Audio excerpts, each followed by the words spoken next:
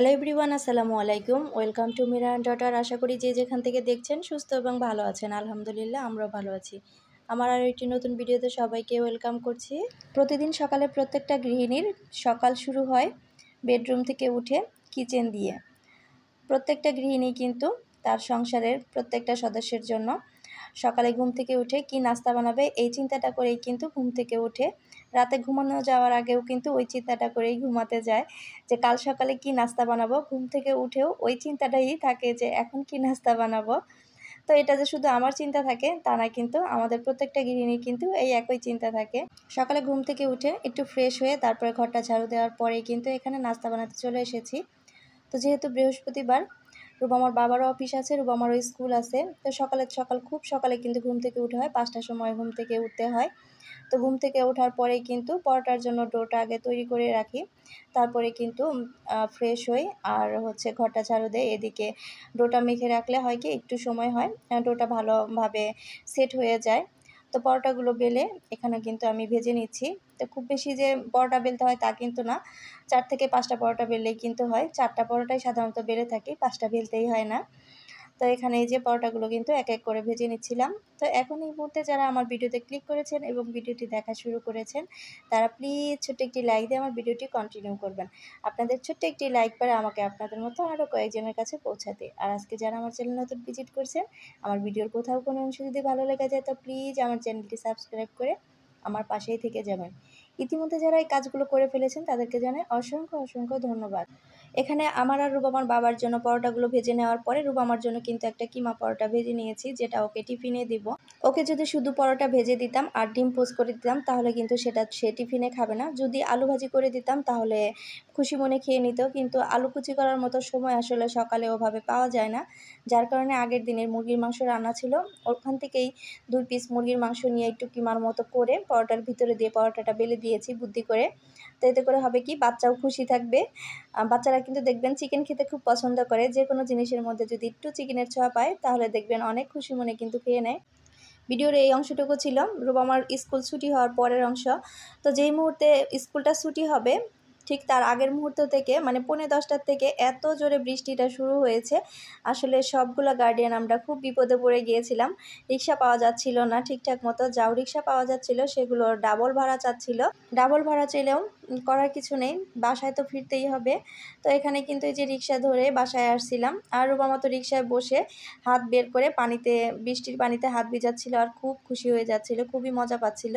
ওর নাকি মনে হচ্ছিল রিক্সা থেকে নেমে এখন ভিজি, এরকমটাই কিন্তু ওর মন চাচ্ছিল। আর আমাকে বারবার প্রশ্ন করছিল, মা তুমি কি ছোটোবেলায় বৃষ্টিতে ভিজেছ? স্কুল থেকে আসার সময় বৃষ্টি হলে তুমি কি করতে? তো এইসব প্রশ্ন। একদিকে তো প্রচুর পরিমাণে বৃষ্টি হচ্ছে, অন্যদিকে রাস্তায় এত পরিমাণে জ্যাম, 10 মিনিটের রাস্তা মনে হচ্ছিল আসতে 30 মিনিট লাগছে। তো বাসার গলিতে ঢোকার আগে আরও একটা যে গলি আছে ওই গলিতে ঢোকার পরেই দেখি হাঁটু সমান পানি, এত পরিমাণে পানি রাস্তায়। তো এই গলিটাতে আমার খালা থাকে। তো যখনই এই গলিতে ঢুকেছি দেখলাম এত হাঁটু পরিমাণ পানি, তখনই তো বুঝে গেছি আজকে আর খালা কাজে যাবে না। কারণ এই গলিতে যখন এই পরিমাণ পানি হয়, ওনারা তো টিন শেড বিল্ডিংয়ে থাকে, তো নিচু ঘর, দেখা যায় যে হাঁটু সমান পানিটা ওনাদের ঘরে উঠে যায়। তো যেদিনই এরকম বৃষ্টি হয় ওই দিনই কিন্তু আমার কাজের খালা আসে না, কারণ ঘরে পানি উঠে যায়, পানিটা তো ওনাদেরকে বের করতে হয়। তো এর জন্য আর কিছু কখনো বলিও না। তো স্কুল থেকে আসার পরে ড্রেস চেঞ্জ করে নিয়েছি, তারপরে কিন্তু এই যে ঘরটা মুছে নিচ্ছি, আগে ঘরটা ঝাড়ু দিয়ে নিয়েছি আর বিছানাগুলো তো আসার পরে একটু ঝাড়া দিয়ে গুছিয়ে নিয়েছি। এখন আগে আমি ঘরটা মুছে নিচ্ছি। আজকে দুপুরে খুব একটা রান্না বাড়ার চাপ নেই, আগে থেকেই একটু রান্না ছিল, ভাবলাম যে ওগুলোই 2 মা মেয়ে খেয়ে নিব। যেহেতু খালা আসেনি, একটু কাজের চাপ আছে, যার কারণে ভাবলাম যে রাতের রান্নাটা রাতেই করে ফেলবো। আমি কখনো কাজ ফেলে রেখে জমিয়ে রেখে একগাদা করে তারপরে যে পরে করব সেরকমটা করি না, যখনকার কাজ তখন করে ফেলার চেষ্টা করি আর করেও থাকি। তো ঘরটা মুছে নেওয়ার পরে কিন্তু এখানে যে পাপোশটা ভিজিয়ে দিলাম ঘরটা শুকিয়ে যাওয়ার পরে। তো কাজ জমিয়ে রাখলে দেখবেন পরে কিন্তু পাহাড় কাজ জমে যায়, ওই কাজগুলো করতে পরে অনেকটা ঝামেলা হয়ে যায়।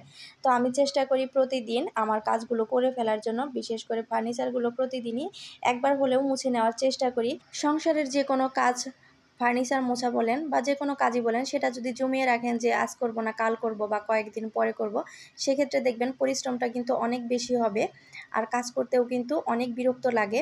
কাজ জমিয়ে না রেখে প্রতিদিনের কাজ যদি প্রতিদিন করা যায়, দেখবেন কাজও যেমন সহজ হয়, অন্যদিকে দেখবেন সংসারটাও কেমন সাজানো গোছানো সুন্দর পরিপাটি থাকে আর সংসারের প্রত্যেকটা জিনিস দেখবেন পরিষ্কার পরিচ্ছন্ন থাকে। শুধুমাত্র এই একটি টিপস ফলো করেই কিন্তু আমি আমার সংসারের কাজকে হাতের মুঠোয় রেখেছি। এই যে প্রত্যেক দিন কাজ প্রত্যেক দিন করে ফেলি, কাজগুলোকে জমিয়ে রাখি না। আর এভাবে প্রত্যেক দিন যদি আমি আমার সংসারের প্রত্যেকটা জিনিস পরিষ্কার পরিপাটি রাখি, তাহলে আমার কিন্তু কাজ করতে আর কোনো কষ্ট হয় না, কাজগুলো কিন্তু একদম সহজ হয়ে যায়। খুব সহজেই কিন্তু আমি আমার সংসারের প্রত্যেকটা জিনিস সুন্দর করে পরিপাটিভাবে গুছিয়ে রাখতে পারি। ইতিহাস সাক্ষী আছে, কোনো বাসার সোফার কুশন কখনোই কোনো দিনও আমি দেখিনি যে গোছানো আছে। সবসময়ই এভাবে এলোমেলো থাকবে, বিশেষ করে সকালের দিকে, মানে রাতের সময় যে বসে টিভি দেখা হয়, গল্প করা হয়, যেটাই করা হোক, কুশন তো তখন এলোমেলো হবেই। আর সেটা হচ্ছে পরের দিন সকালে ঠিক করা লাগে।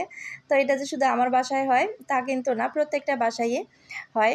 আমার বাসায় যে যখনই বেড়াতে আসুক, তখনই যখন দেখে একটু গোছানো টিপটাপ পরিপাটি, তো তখনই বলবে তোমার মেয়েটা মনে হয় অনেক লক্ষ্মী, শান্তশিষ্ট, কোনো কিছু এলোমেলো করে না। তো বাচ্চাই, যতই শান্তশিষ্ট থাক তারপরেও জিনিস একটু এলোমেলো করবে, এটাই স্বাভাবিক। তো সেই এলোমেলোটা যদি ওভাবেই রেখে দেই, তাহলে তো এলোমেলোই থাকবে। তো এলোমেলোটা আসলে গুছিয়ে রাখতে হয়। আর একটু আগেই তো বলেছি আমি কাজ কখনো ফেলে রাখি না।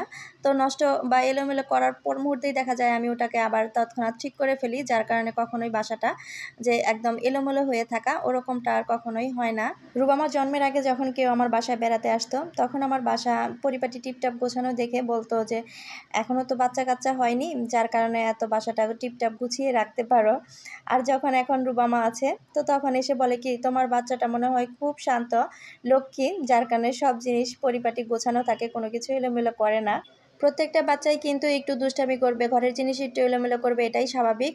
একদম বাচ্চারা যে আমাদের মতো বড়দের মতো গোছানো পরিপাটি হয়ে থাকবে তা কিন্তু না। বাচ্চাদেরকে আসলে ছোট সময় থেকে একটু শেখাতে হয় যে কিভাবে কি করতে হয়, কিভাবে কি রাখতে হয়, তাহলে দেখবেন বাচ্চারাও বড়দের সাথে সাথে বড়দের মতো গোছানো হয়। আর আমরা নিজেরাই যদি এলোমেলোভাবে অগোছালোভাবে চলি, দেখবেন সেটা দেখে বাচ্চারাও কিন্তু এলোমেলো অগোছালো হয়। রুবামা যখন খুব ছোট ছিল, তখন যখন বিস্কিট খেতে দিতাম, তার আগে একটা বাটি বা প্লেট আমি ওকে হাতে দিতাম, এটাতে রেখে খাও। ওই যে ওকে অভ্যাসটা করে ফেলেছি, এখন যদি সে একটা চকলেটও হাতে নেয়, তো চকলেটটা খাওয়ার আগে দেখা যায় একটা বাটি বা প্লেট হাতে নেয়, যাতে করে ময়লাটা নিচে না পড়ে, ফ্লোরে না পড়ে।